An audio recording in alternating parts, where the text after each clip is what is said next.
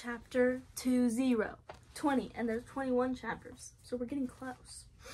Chapter 20, one is all, and all are one. Toward morning, a wild cry rang through the farmhouse. I knew what had happened. Even so, I ran to the kitchen, and as did everyone else. Coville, who had been keeping watch, was staring in astonishment at the table where Susan lay, twitching and moaning, but very much alive. On the floor next to the table lay a dry, clear husk that looked like a lot of crumpled cellophane. All that was left of the giant poot that had absorbed and healed her, and led us into telepathic union. Coville's own poot, which had been resting in a Tupperware container in the refrigerator at the moment of the great poot merger, was lying at the edge of the poot skin. Poot, it muttered in such a mournful tone, it nearly broke my heart. Poot, poot, poot, poot, poot, poot. But how could my heart break when one of the two people I knew best in all the world, a person as close to me as myself, was alive and well?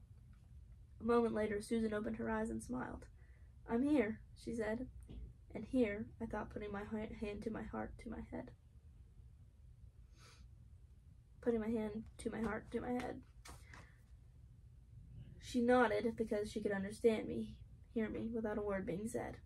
So the early morning was a party, and we celebrated Susan as the sun rose and filled the room with light. But the late morning was different, because it was time for us to return to the stars and file our final report.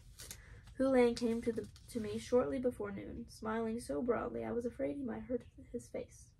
I contacted Crockdog this morning and told him what happened last night. He put it together with everything that he had already figured out from his studies of your brain and ran the whole mass of data through the computer again. And, I asked eagerly, Hulan's smile got even wider. Your brain might have saved the world. 2 hours later, we stood before the Interplanetary Council ready to plead for the life of our planet. My father was with us, as was Miss Schwartz. My heart was pounding. I had never particularly liked speaking in public. Now I had to speak to the galaxy, and do it well enough to convince them not to use the button.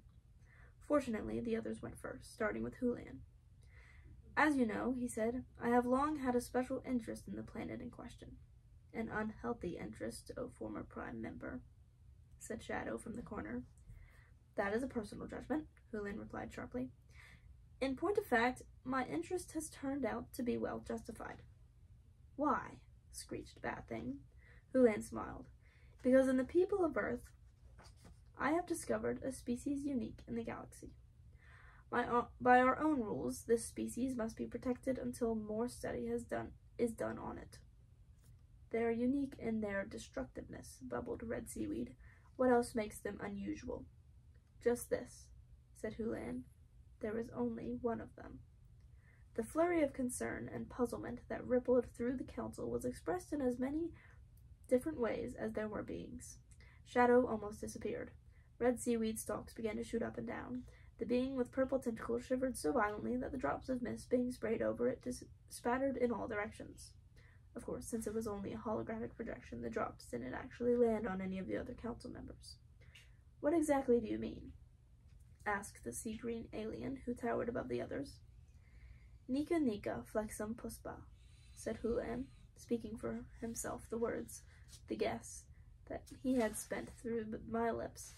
Said Hulan, speaking for himself the words, the guess that he had sent through my lips in the very chamber 3 weeks earlier.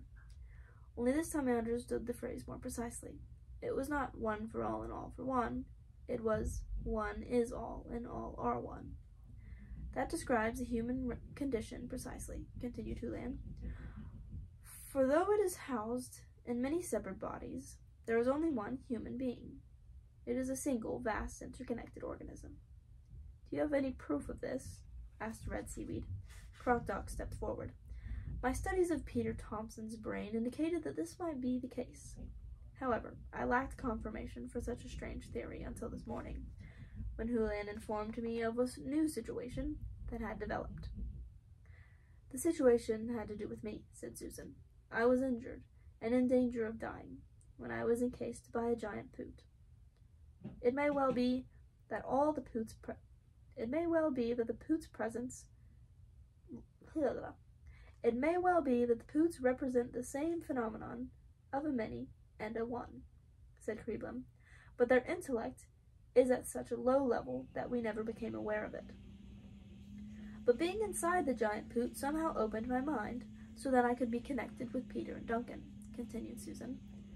Our minds had already been opened, some because of things that Julian had tried with us. Our minds had already been opened some because of things that Julian had tried with us, Duncan added. That stirred up the council again. Julian waited for them to calm down and said, They were able to allow me inside the connection as well. Based on that experience of their minds, I am convinced that the single organism theory is correct. It explains a lot, as Duncan will tell you. Duncan blushed.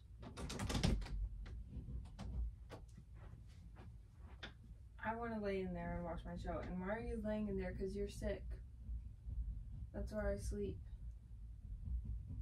I literally only have one after this. You just down downstairs. I have one after this. One chapter? Yes, and they're like 6 minutes long. Look, it's this much.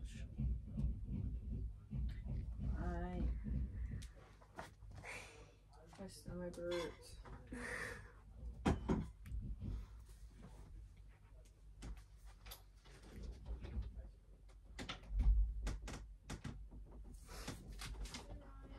Excuse that.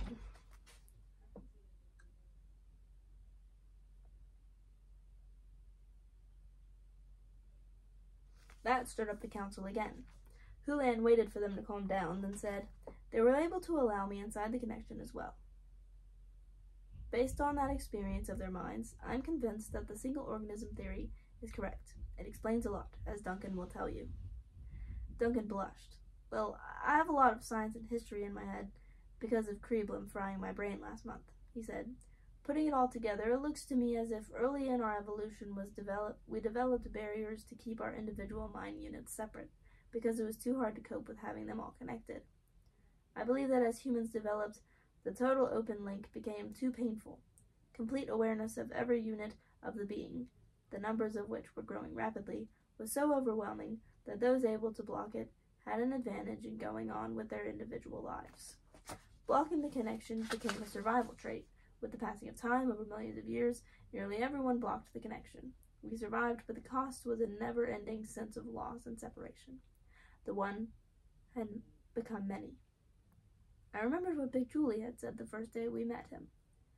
What was one can become many. What was many can become one. You just have to know how to do it. Broxholm pulled his nose.